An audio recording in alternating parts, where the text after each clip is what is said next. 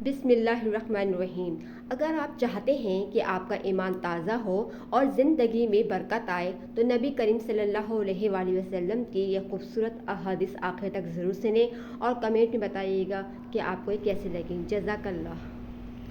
جب دو مسلمان آپس میں ملتے ہیں، وہ مصافحہ کرتے ہیں تو ان دونوں کے جدا ہونے سے پہلے ان کو بخش دیا جاتا ہے۔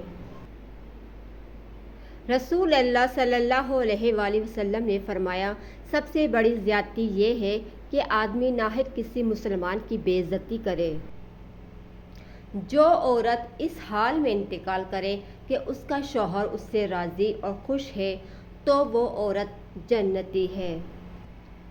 جو شخص قرض دار کو مہلت دے یا قرض معاف کر دے تو اللہ تعالیٰ اس کو قیامت کے دن کی سختیوں سے محفوظ رکھے گا۔